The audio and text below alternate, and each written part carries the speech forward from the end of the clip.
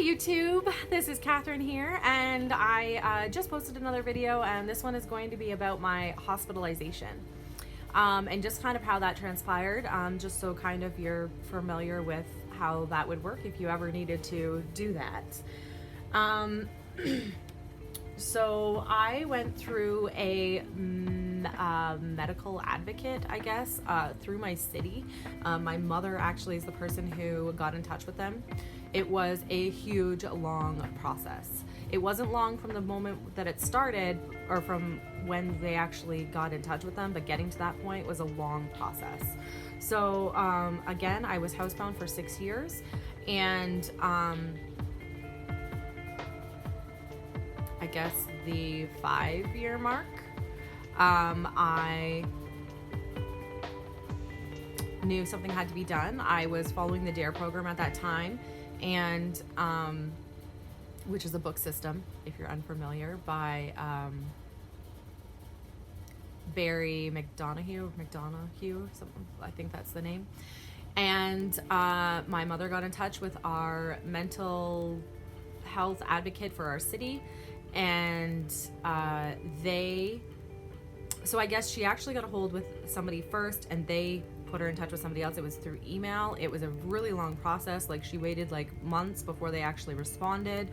When they did respond, I'm gonna preface this.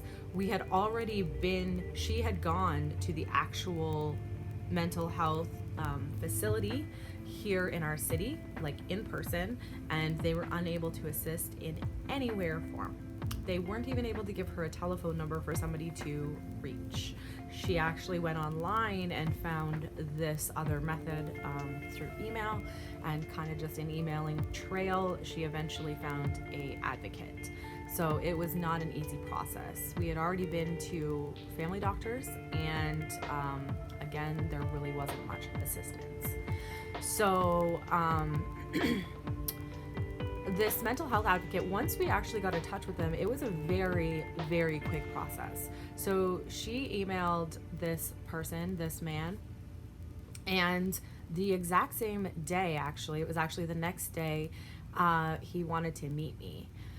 I was a crazy anxiety mess, but he came to my house, which at that time, people coming to my house was not really an option. So I literally was in my bed when this person came to my house, and I would not leave my bed. And I was crying, and I was shaking, and all of the things that go along with anxiety. Excuse me. And, he sat down, he talked to me. My anxiety went down pretty quickly, actually, once I started talking to him, but getting to that point. We made up a plan that he was going to get me Ativan to take in order to once I got to the hospital. So, we followed him in our vehicle. So I packed a bag. I knew I was going to stay, or I was pretty sure I was going to stay. We got into, my mom took me. So we got into my mother's vehicle, and we drove to the hospital. Now, that experience actually was relatively calm. I was a crazy person leading up to it. We had to, and I don't say that to, take away from anybody else's experiences, but the anxiety was a lot, and I just couldn't control my feelings or my anxiety or anything. I was sobbing the entire time that we were waiting to go to the hospital, pacing my house. And I was like, I can't do this, I can't do this, I can't do this. And then I was like, no, I have to do this. So it was a whole thing. So, I remember it very vividly. So we got into the vehicle, and drove to the hospital. And at that point, I don't know if it was just I was just worn out from being so emotional, but it was a fairly calm experience. And we got to the hospital. I went inside, and this person got a doctor immediately in the emergency room and gave me 2 milligrams of Ativan. I then proceeded to go into a psych room. And if you don't know what that means, it's basically like a holding room. It's here in Canada anyway, it's off to the side of your emergency room usually, and it's like monitored by cameras and a police officer usually, and that's just for your own safety. It's not anything big, but you go and you wait in this room for a doctor to see you. So we were in this room for 3 hours. I was medicated, and a psychiatrist in that 3 hours came. I don't remember like exactly the time frames of everything, but eventually in that time period they came and they, wrote down my story. They told me that I was going to be admitted, and that I would be up on the psych ward. So I proceeded, and we had to walk up to the psych ward. Somebody takes you there, so like somebody comes and walks you up there. Not a doctor, it's more like a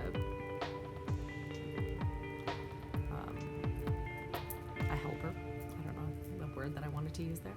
And we went up there. It is a locked unit, so once you're in there you can't get out. It was very nice. I got up there, they took my blood pressure, and they showed me my room.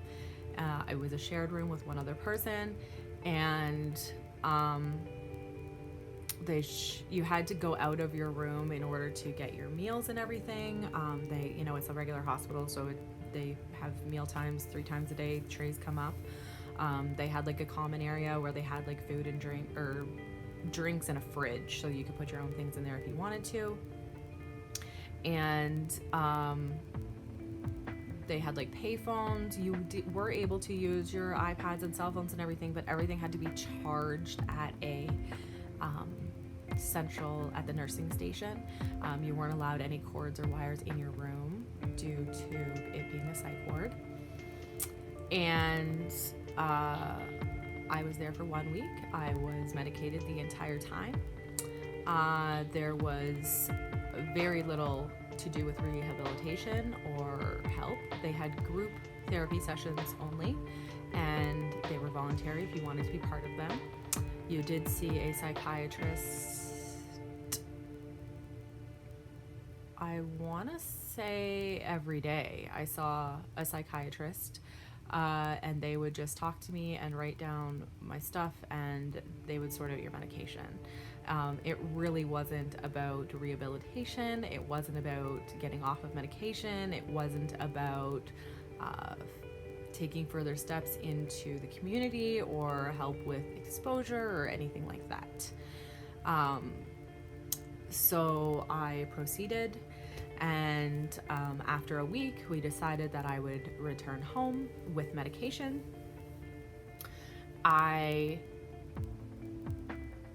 This is my personal experience. These are my personal decisions. I'm not a doctor, and I don't advocate anything that I did or don't do.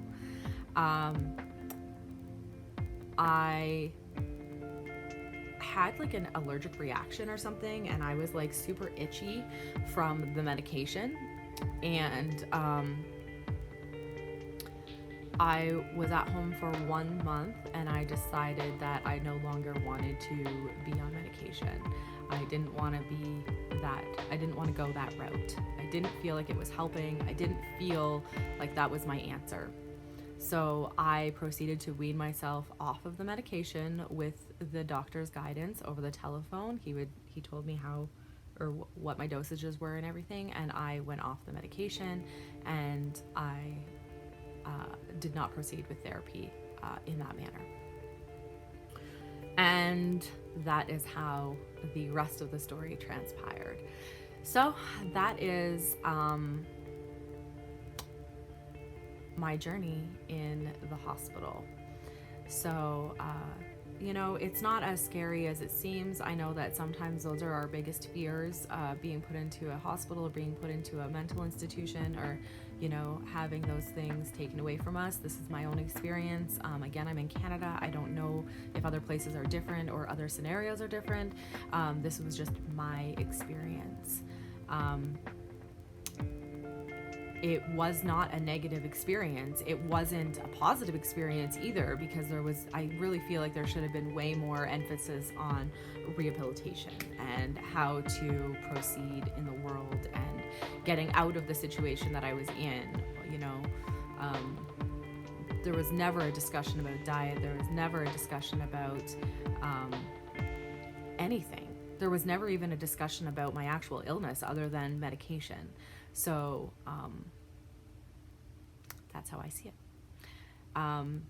But, you know, it does help some people, and some people, you know, that is their outlet, and that helps them, and that gets them back to a good place. And so I don't want to take anything away from that. I think that it is so important to try all your avenues and, you know, pick one and believe in it, because that is half the battle. Thank you for watching, and I will talk to you guys again soon. Bye.